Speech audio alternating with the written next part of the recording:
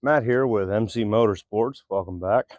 Uh, Somehow, in my infinite wisdom here, I have messed this up like 3 times. Two times. Tried recording yesterday.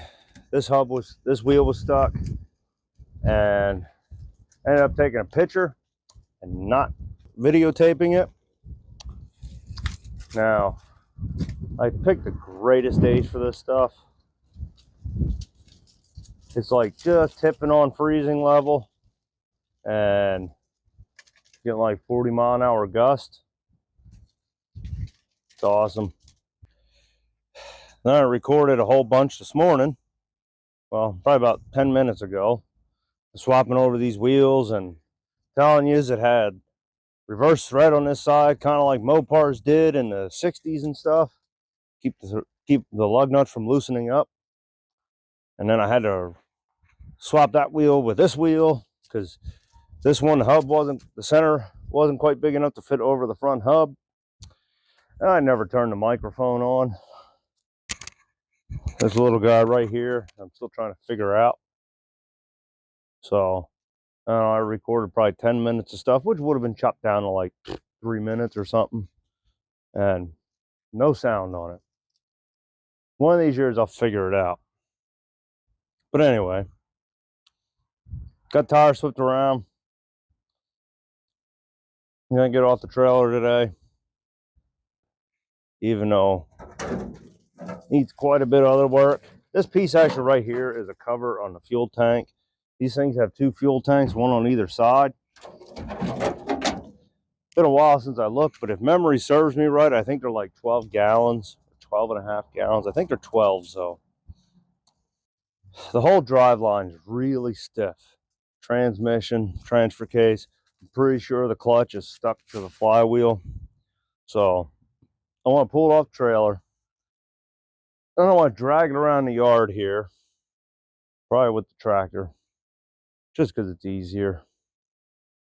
I want to drag it around and see if I can get this motor to free up, to unlock, because I don't know the history of this thing. This thing could have got hot. That's why it had the antifreeze there, and maybe she seized up because of that.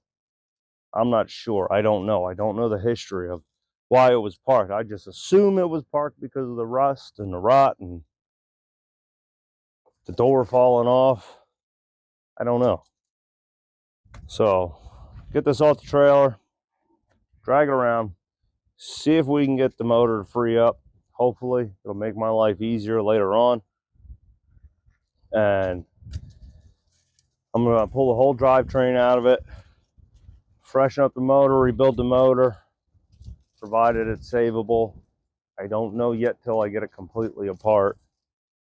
And same with transmission, transfer case. Everything feels like it's good, that it's just stiff, that all the fluid and stuff is all real kind of gummy inside. It kind of acts like glue. So I want to hopefully drag that around. It'll free that stuff up a little bit. Man, this wind is just awesome today.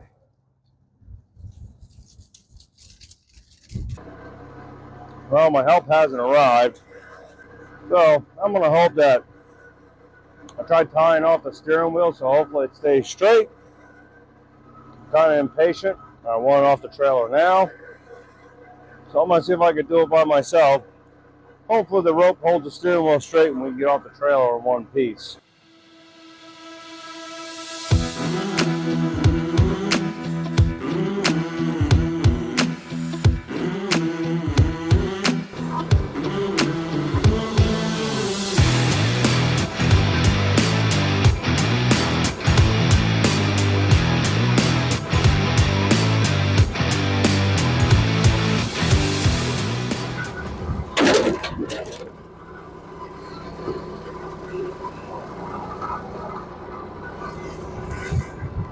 Well, the wheels are definitely free.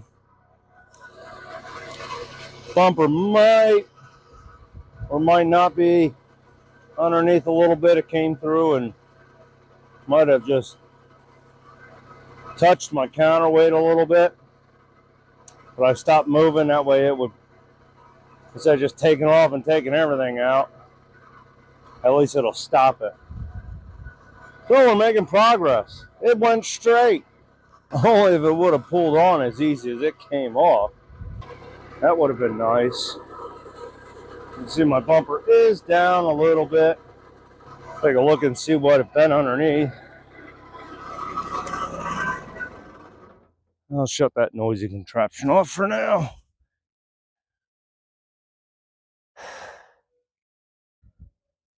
Good news is it just bent the bumper. No frame or nothing else, just the bumper. Which, kind of the least of my worries. I think I got some other body issues I might have to work on first.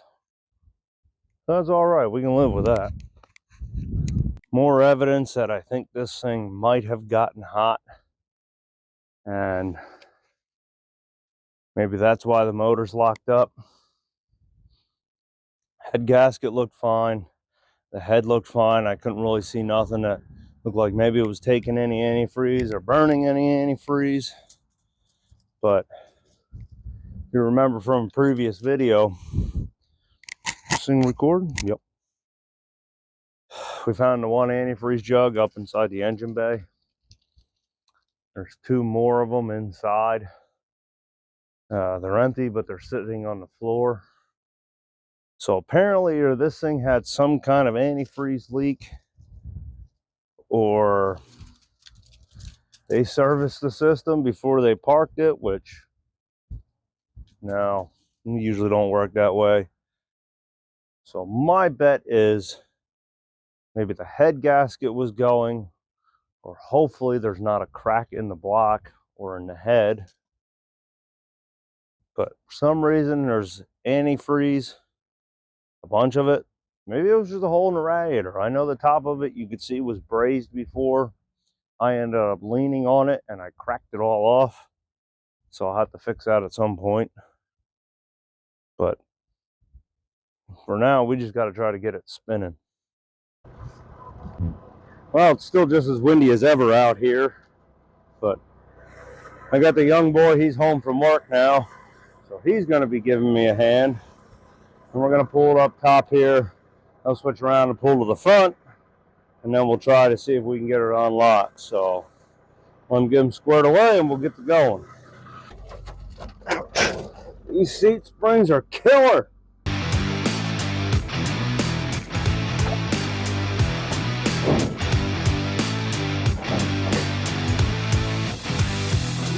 Oh, she was rolling now.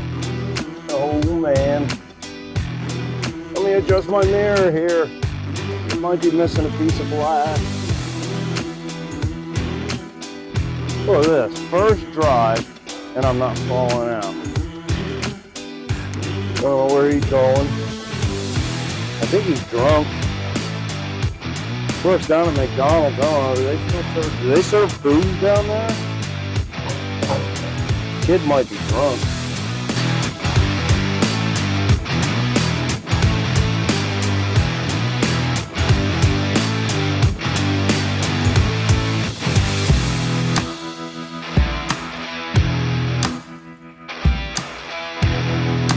See the speedometer is spiking there.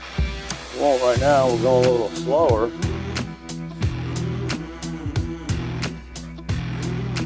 But it actually, believe it or not, it has a touch of brakes. That pedal is rock hard.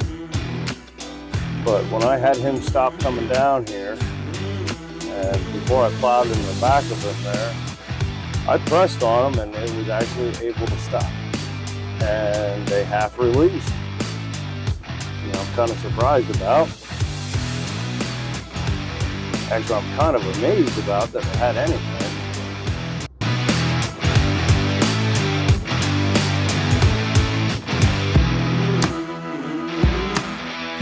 Go, Anthony. Ouch! Spring.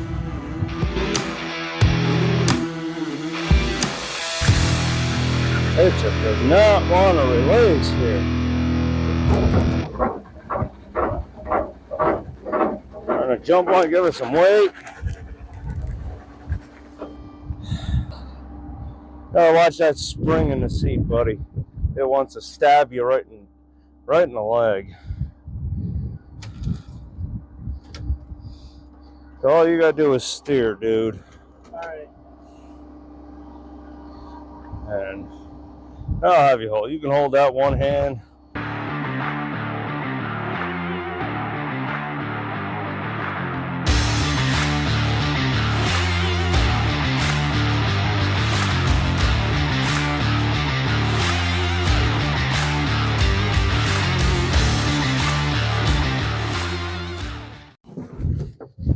I'll put this over here for now so it don't blow away. That's my container for my electrolysis. There we go, she'll stay there. Well, as you could see and tell, I'm not sure if something's wrong with these hubs. I think they're probably just stuck, even though their auto hubs are stuck because they've been not moving for so long. The front end is not engaging at all. And when I put it in gear, she's just hopping on the back. So we took her over to the blacktop right next door. And same thing, she's just skipping. She does not want to release. So, like I said, I was pretty sure I had to pull them. I was going to pull the motor anyway. The motor and the transmission. And, a little drafty out here. I was going to pull the whole drivetrain out. That way I can rebuild on the motor and check transfer case and transmission, the clutch and all that. But I was hoping to get it free today. Well, plenty more videos where that one came from. On this old girl here, we still need a name for it. I think I have a plan. I think she's almost going to be like a rat scout. Clean a couple layers of paint off, clean the rust off, get her down to bare metal or so, and clear coat it and patch it up, and just kind of leave semi-clean welds as we patch it all up and just coat everything. We'll see. I don't know. Time will tell. I got to get the drivetrain out first and get the engine spinning and do some rebuilding on that, and we'll go from there. So, hey, as always, I appreciate you watching. Thanks for watching, and if you liked it enough, give the old thumbs up there if you want to, or give a subscribe, even better. So I'll catch you on the next one. Thanks for watching.